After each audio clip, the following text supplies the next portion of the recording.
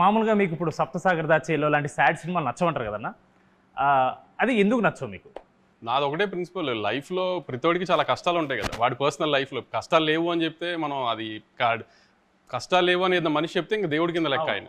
అలాంటి దేవుళ్ళని కొంచెం పక్కన తీసి పెడితే ఎవరికైనా లైఫ్లో ఉన్న ప్రాబ్లమ్స్ ఉంటాయి, అందరికీ అవి ఉంటాయి కాబట్టి ఆ ప్రాబ్లమ్స్ని మర్చిపోవడానికి ఒక 2 hours థియేటర్లోకి వస్తాయి. థియేటర్లోకి వచ్చినప్పుడు మాక్సిమం నవ్వించడము, లేకపోతే పెద్ద హీరో సినిమా తీసినప్పుడు ఆ హైస్ ఇవ్వడంతో ఉంటే వాళ్ళు సాటిస్ఫై అవుతారు కదా.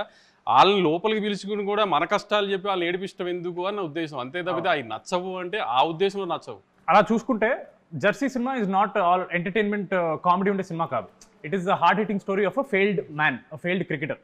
ఆ లెక్కను చూసుకుంటే even that is a story about a sad man. Sad man కాదు, ద వే వి ఎండెడ్ గౌతమ్కి జెర్సీ సినిమా కూడా ఇది నన్ను చాలా మంది నేను సప్తసాగర్ గురించి అడిగినప్పుడు అన్నారు, జెర్సీ ఎలా ఎండ్ చేసామంటే సన్ వచ్చి ఫాదర్ గురించి మాట్లాడుతున్నప్పుడు నేను చాలా ప్రౌడ్గా చెప్తున్నాను మా నాన్న గురించి. మా నాన్న ఫైట్ చేస్తూ హెల్త్ ఇష్యూ వల్ల ఇలా జరిగింది మా నాన్నకి, అంతే తప్పితే మా నాన్నకి అలా జరిగిందని నేను ఎప్పుడు బాధపడలేదు. మా నాన్న ఫైట్ చేస్తూ ఇది చేసాడు, అలా ఒక ప్రౌడ్ మూమెంట్లో హ్యాపీ ఎండింగ్ చేసాం మనం దానేమో ఒక ఫెయిల్డ్ క్రికెటర్ లాగా, సక్సెస్ఫుల్ క్రికెటర్ లాగా ఇండియన్ టీమ్కి సెలెక్ట్ అయిన ఒక సక్సెస్ఫుల్ క్రికెటర్ స్టోరీ లాగానే ప్రొజెక్ట్ చేసి ఎండ్ చేసాం దాన్ని ఒక హ్యాపీ ఎండింగ్తో. సో ఆ హైతోనే బయటకు వస్తారన్న ఆడియన్స్, బాధతో కాకుండా. For more videos like this, subscribe Big TV channel.